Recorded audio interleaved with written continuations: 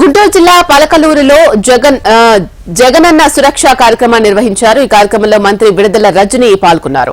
ఆరోగ్యంపై ప్రజలకు పూర్తి స్థాయిలో అవగాహన కల్పించడం కోసం సురక్ష కార్యక్రమం నిర్వహిస్తున్నామని విడుదల రజని తెలిపారు. 86,000 మందిని రెగ్యులర్ పేషెంట్స్ గా గుర్తించి మెరుగైన వైద్యం అందిస్తున్నామని అన్నారు. రాష్ట్రంలో కొత్తగా 17 ప్రభుత్వ మెడికల్ కాలేజీలు తీసుకురావాలి అనే లక్ష్యంతో 85 కోట్లు ఖర్చు చేశామని మంత్రి విడుదల రజని అన్నారు.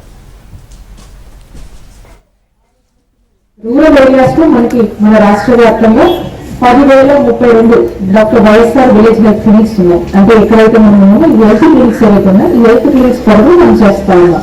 అలాగే అర్బన్ ఏరియాస్ అయితే సచివాలయ పరిధిలో చేస్తా ఉన్నాం.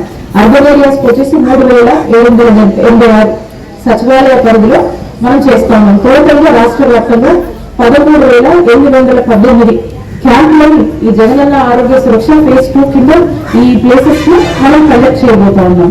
మరి ఇది గ్రామాల్లో అయితే ట్యూస్డే అండ్ ఫ్రైడే అంటే మంగళవారం శుక్రవారం పూట గ్రామాల్లో ప్రతి మండలంలో 2 క్యాంపులు చొప్పున మేము వీటిని కండక్ట్ చేసుకుంటా ఉన్నాం.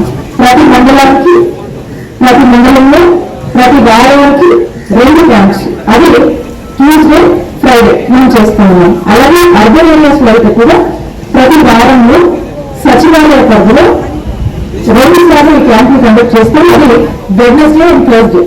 ఈ విధంగా రాష్ట్ర వ్యాప్తంగా కూడా మనము ఈ క్యాంప్స్ ని కండక్ట్ చేసుకుని మరి ఈ విధంగా రాష్ట్ర ప్రజలందరికీ కూడా మెరుగైన వైద్య సేవలు అందించాలని ఒక గొప్ప ఆలోచనతో ఈ యొక్క వినూత్న కార్యక్రమంతో మన ముఖ్యమంత్రి గారు ఈ విధంగా రాష్ట్రంలో ప్రజలకు మంచి వైద్య ఆరోగ్య సేవలు అందించే దిశగా అడుగులు వేయడం మీరందరూ కూడా చూస్తున్నారు. రూరల్ ఏరియాస్ లో మన రాష్ట్రం